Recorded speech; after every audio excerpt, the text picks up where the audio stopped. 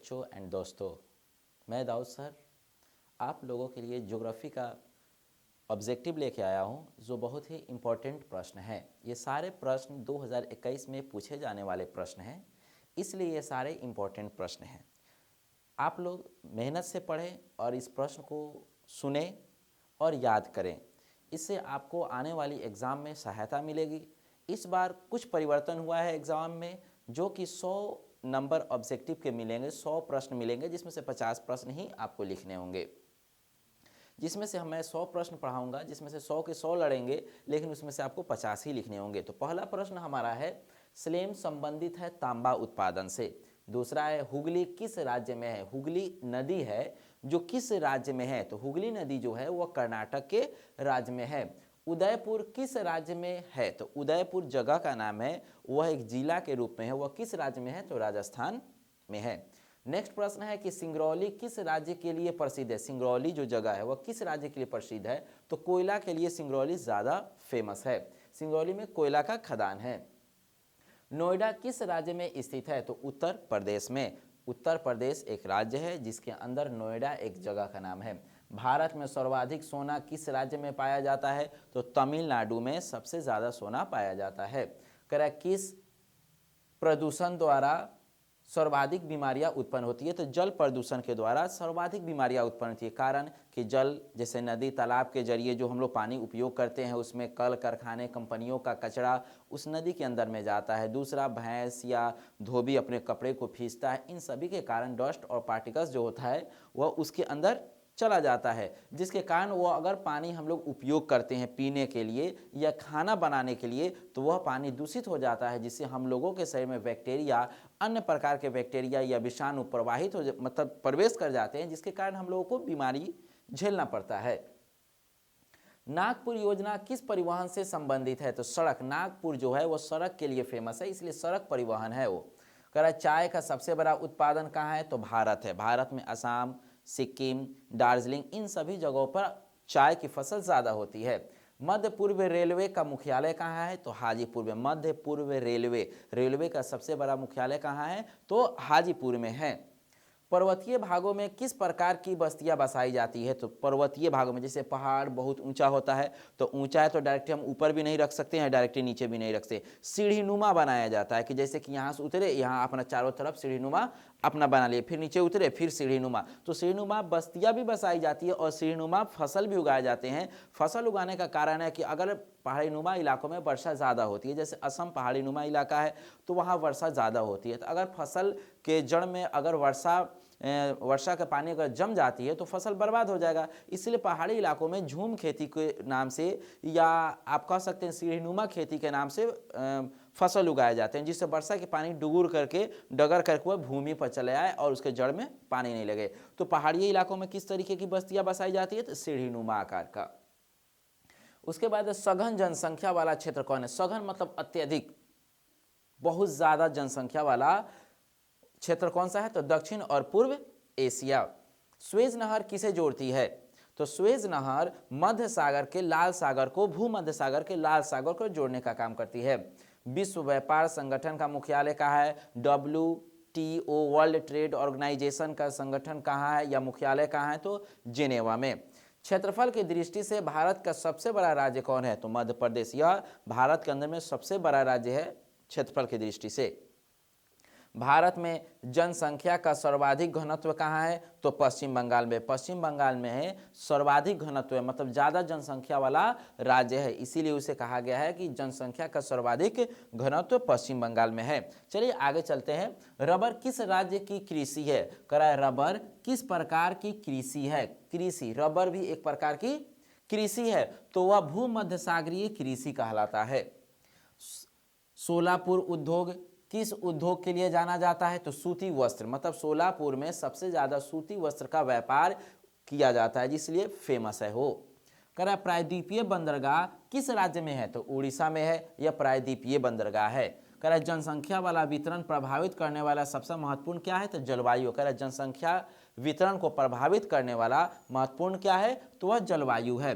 किस झील के चारों ओर बसा गांव को प्रतिरूप में आता है? तो निहारिकिया गांव है एक, जो चारों दिशाओं में क्या है, झील है, उसके चारों दिशाओं में झील बसा हुआ है, मतलब उस गांव के चारों दिशाओं में झील है। या कह सकते हैं वह गांव है, गांव के चारों दिशा में झील है। या ये भी कह सकते हो कि किस झील के चारों ओर, माने एगो बीच में झील है, आ झील के बीच में, मतलब कह रहा है कि किस झील के चारों ओर, किस झील के चारों ओर गांव किस प्रतिरूप में आएगा? तो वह निहारिका, मतलब बीच में झील है और चारों तरफ से क्या है, गांव बसा हुआ है, तो वह किस प्रारूप में आता है? तो वह निहारिकिया में। 2001 की जनगणना के अनुसार किस राज्य का जनसंख्या घनत्व न्यूनतम है? कौन सा ऐसा राज्य है जहां 2001 में जनगणना हुई थी तो उस राज्य में सबसे कम लोग थे? तो वह है अरुणाचल प्रदेश। औद्योगिकरण के कौन सा प्रदूषण है? करा औद्योगिकरण में मतलब कल कारखाने, कंपनी या अन्य प्रकार के औद्योगिकरण, मतलब देश को विकसित करने के लिए जो औद्योगिकरण में प्रदूषण आता है वह कौन सा है? तो जल प्रदूषण है। जल प्रदूषण है, जैसे कल कारखाने, कंपनियों का पानी बह करके नदी में आता है तो जल प्रदूषण हो गया। उनके द्वारा निकली गई हवा प्रदूषण, जो हवा में मिल करके घूमती है, वह वायु प्रदूषण हो गया। ध्वनि प्रदूषण, कल कारखाने को स्टार्ट, मशीन को स्टार्ट करने में जो आवाज़ें आती हैं वह सारे क्या कहलाते हैं? वह ध्वनि प्रदूषण कहलाते हैं। तो ये तीनों ध्वनि प्रदूषण है जो औद्योगिकरण का शुरुआत है। महाद्वीप की जनसंख्या वृद्धि सर्वाधिक क्या है? अफ्रीका। करे कौन सा ऐसा देश है जो महाद्वीपीय में ज्यादा जनसंख्या है? तो वह है अफ्रीका। मानव विकास की अवधारणा किस व्यक्ति का देन है? तो यह डॉक्टर महबूब उल हक का देन है, जिन्होंने कहा था मानव का विकास एक अवधारणा है, हर इंसान की विकास होनी चाहिए, यह हमारी अवधारणा थी। ये किसने कहा था? तो डॉक्टर महबूब उल हक ने। भूरा हीरा किसे कहा जाता है? यह किस प्रकार का खनिज है? तो वह है मैग्नीज, जिसे भूरा हीरा के रूप में नाम से जानते हैं। कौन सा देश कोयला उत्पादक का सबसे बड़ा देश है? तो अभी के मामले में कोयला जो है सबसे ज़्यादा चीन में पाया जाता है और लोहा जो है सबसे ज़्यादा अमेरिका में पाया जाता है। लेकिन भारत में कौन सा ऐसा जगह है जहां कोयला अधिक पाया जाता है? तो वह झारखंड है। भारत के किस राज्य में बांस ड्रिप सिंचाई प्रणाली का उपयोग किया जाता है? तो वह जगह मेघालय है।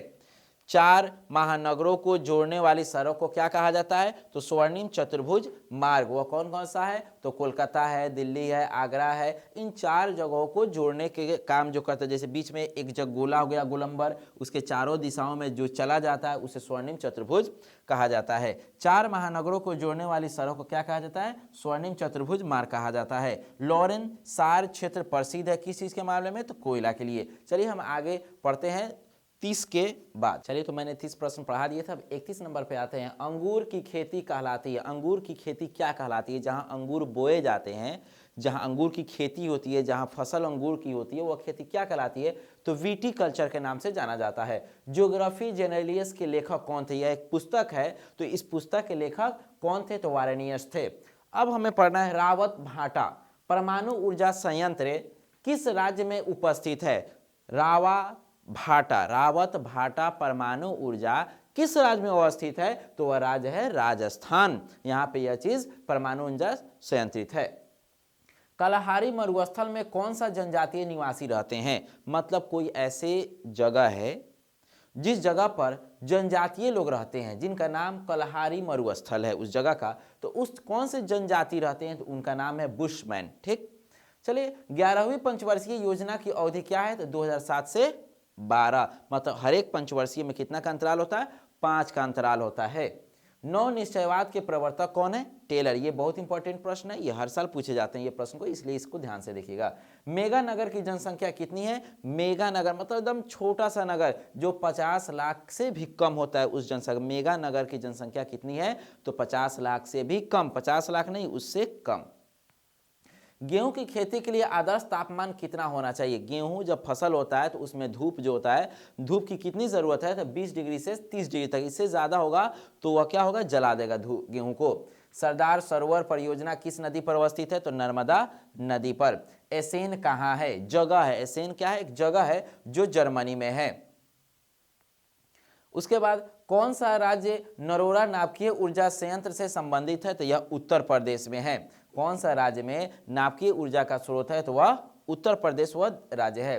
कौन सा ऊर्जा परंपरागत ऊर्जा है? तो सौर ऊर्जा, जो कभी खत्म नहीं होगा। मतलब सूरज की प्रकाश क्या है? एक प्राकृतिक ऊर्जा है जो कभी खत्म नहीं होने वाला। तो वही कह रहा है कि कौन सा ऊर्जा है जो परंपरागत है, जो चल रहा है, चलते रहेगा और आगे भी चलेगा, तो वह है सौर ऊर्जा। दो देशों का मध्य व्यापार क्या कहलाता है? अंतर्देशीय व्यापार। अधिवास की लघुत्तम इकाई क्या है? तो कस्बा है। जहां पे अधिक आबादी रहती है गांव में, उस गांव को, आबादी को हम क्या कहते हैं? कस्बा कहते हैं। मणिपाल सॉफ्टवेयर तकनीक पार्क कहाँ है? तो सिक्किम में। यह एक सॉफ्टवेयर कंपनी है जहां पे मणिपाल के नाम से है। वह कहाँ है? तो सिक्किम में है। प्रथम परमाणु ऊर्जा स्टेशन कहाँ स्थापित की गई थी? पहली बार परमाणु ऊर्जा कहाँ स्थापित की गई थी? तो तारापुर। चीनी का दूसरा बड़ा उत्पादक कौन है? तो महाराष्ट्र है। महाराष्ट्र में दूसरे नंबर पे आता है जहां सबसे ज्यादा चीनी पाए जाते हैं।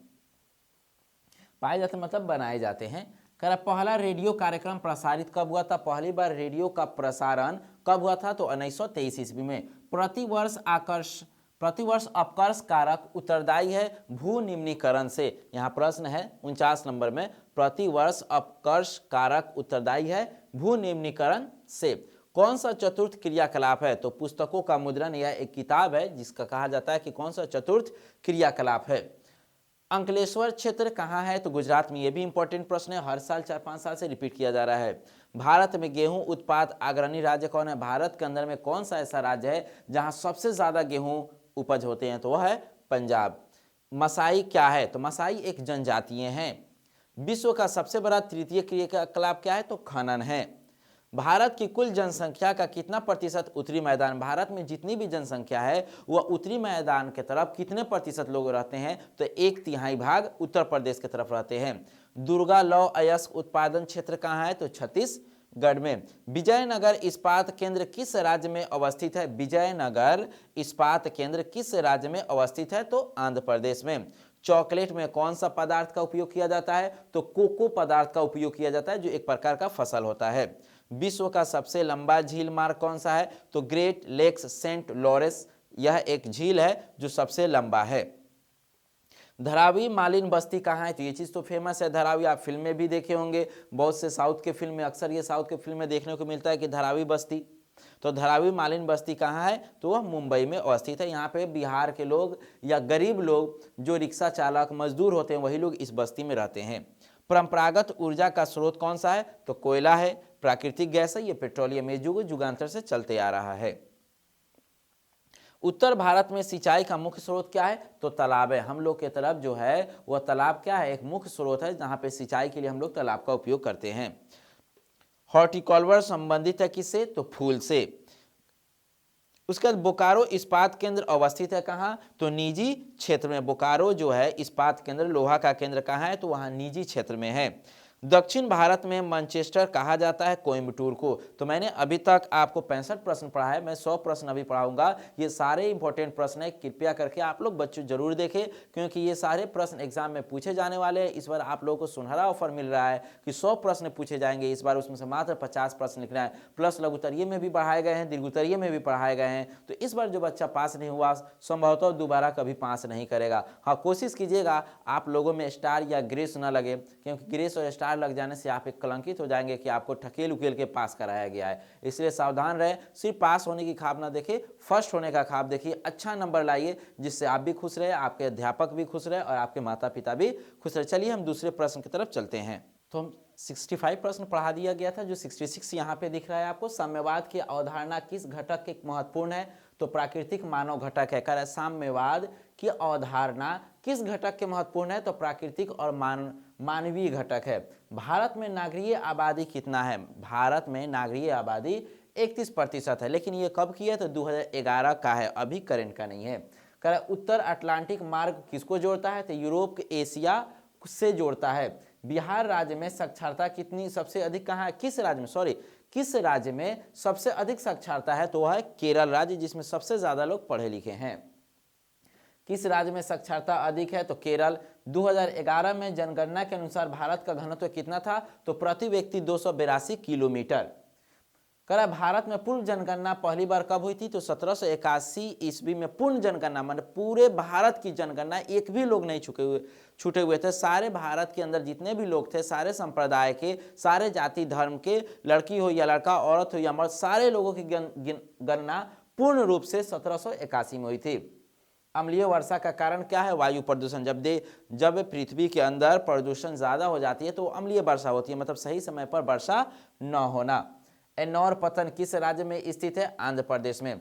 केंद्र सरकार द्वारा चलाई गई हरियाली प्रोजेक्ट क्या है? तो वह वायु और जल संरक्षण है। हरित क्रांति किससे संबंध रखता है? तो खाद्यान्न उत्पादन, मतलब गेहूं, चावल या अनाज की उपज के लिए हरियाली संबंधित है। कह रहा है सुंदरवन किस राज्य में है? तो पश्चिम बंगाल में सुंदरवन राज्य है। सुंदर राज्य वन जंगल सुंदरवन कहाँ है? तो पश्चिम बंगाल में। 2011 जनगणना के अनुसार किस राज्य का घनत्व सबसे अधिक है? तो यूपी। 2011 में जनगणना हुआ था जिसमें यूपी सबसे 1 नंबर पे आया था सघनतम के रूप में, मतलब घनत्व के रूप में। उत्तर दक्षिण गलियारा किसे जोड़ता है? तो श्रीनगर और कन्याकुमारी को। भारतीय कृषि की समस्या क्या है? तो निम्न उत्पादन और अनियमित मानसून। करें निम्न उत्पादन, अनेक प्रकार के उत्पादन कराए जाते हैं और मानसून सही समय पर नहीं होने के कारण, मतलब सही समय पर वर्षा, सही टेम्परेचर का धूप नहीं मिलने के कारण क्या होती है? मानसून घबराने के कारण वह कृषि में बाधित आ जाती है। 2011 की जनगणना के अनुसार साक्षरता दर कितनी थी? तो 74.04%। 2011, अभी नहीं, 2020 नहीं, 21 नहीं, 2011 की साक्षरता दर 74.04 थी। इथियोपिया राजधानी कहाँ है? तो उदिस बाबा है। कह रहा इथियोपिया की राजधानी कहाँ है? तो उदिस बाबा। बस्ती सड़क, नदी और नहर किनारे पाई जाती है क्या? चौकपट्टी, मतलब घेरा पाई जाती है। बिग इंच पाइपलाइन प्रवाहित करता है कहां से? तो तरल पेट्रोलियम गैस। कह रहा है कि बिग इंच पाइप, मतलब पाइप दौड़ा सरकार अब जगह जगह आने वाले दिन में पाइप दौड़ाएगी जिससे गैस या पेट्रोल पंप पर या अन्य जगहों पर आसानी से पाइप के जरिए मिल जाए।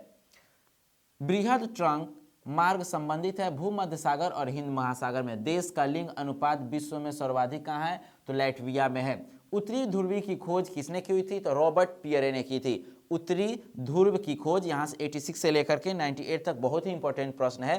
उत्तरी ध्रुव की खोज किसने की थी? तो रॉबर्ट पियरे ने की थी। दक्षिणी ध्रुव की खोज किसने की थी? तो रोनाल्ड एमिडसन ने की हुई थी। दो अक्षाओं के बीच की दूरी क्या है? 111। अब हम बताएंगे आगे, इसके बाद, ये जब मैं बता दे रहा हूं उसके बाद बताएंगे अक्षांश क्या है, देशांतरीय क्या है, ये सारी चीज बता देंगे। दो अक्षाओं के बीच की दूरी 111 किलोमीटर। दो देशांतर के बीच की दूरी गोरे कहलाए जाते हैं। दो देशांतर के बीच कितना होता है? तो 4 मिनट का समय का अंतर होता है। 0 डिग्री के देशांतर को क्या कहते हैं? तो समय रेखा। फिर से चलिए, दो देशांतर की बीच की दूरी, मतलब ई कोना से लेके ऊ कोना की दूरी को क्या कहते हैं? गोरे कहते हैं। दो देशांतर की बीच की दूरी क्या होती है? 4 मिनट का अंतर होता है। 0 डिग्री के देशांतर समय को हम क्या कहते हैं? समय रेखा कहते हैं। 0 डिग्री देशांतर को हम क्या कहते हैं? समय रेखा कहते हैं। 18 डिग्री देशांतर को हम क्या कहते हैं? तो तिथि रेखा कहते हैं। 1884 में वाशिंगटन यूएसए के सम्मेलन में ये रेखाएं तय की गई थी। उत्तरी गोलार्ध में लगभग कितने प्रतिशत जल है? तो 60 और +1 कर दिया जाए तो 61%। दक्षिणी गोलार्ध में कितना प्रतिशत है जल? तो 81%। कर्क रेखा पर भारत के कितने राज्य गुजरते हैं? जो कर्क रेखा गुजरता है भारत से होकर के बीच से, तो उस पर कितने राज्य गुजरते हैं? तो 8 राज्य गुजरते हैं। कौन कौन? तो गुजरात, राजस्थान, मध्य प्रदेश, छत्तीसगढ़, झारखंड, पश्चिम बंगाल, त्रिपुरा और मिजोरम, ये 8 राज्य से कर्क रेखा होकर के गुजरती है। 21 जून को सबसे बड़ा दिन होता है और 22 सितंबर को दिन और रात दोनों सामान्य होता है। चलिए आगे हम 98 के आगे बताते हैं। 98 प्रश्न को पढ़ाया जा चुका है। 99 प्रश्न, 22 दिसंबर को सबसे बड़ा दिन होता है। 22 दिसंबर को क्या होता है? सबसे बड़ा दिन होता है। 100 नंबर प्रश्न कर रहा है समय जोन क्या है? कर रहा है विश्व के 24 जोन होते हैं। विश्व में कितने जोन होते हैं? 24 जोन है। समय जोन क्या है? तो समय जोन में विश्व में 24 जोन में बांटा गया है। प्रत्येक जोन में 15-15 डिग्री है। जैसे यह है ना, प्रत्येक जोन में 15-15 का डिग्री का ये आयतन है। 15-15 डिग्री के बराबर है। ग्रीनविच से लिया जाता है। भारत का समय ग्रीनविच से 5.30 माने 5.5 घंटे के अंतर पर होता है और भारत का समय 5.5 घंटा आगे होता है। चलिए इस मैप की तरफ हम चलते हैं।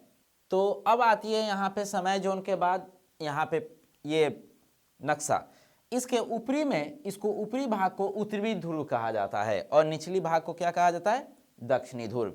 इस साइड में 0 डिग्री होता है और इस साइड में भी 0 डिग्री होता है, जो भूमध्य पश्चिम और ये पूर्व कहलाता है। ये भाग क्या कहलाता है, पश्चिम कहलाता है और ये भाग पूर्व कहलाता है।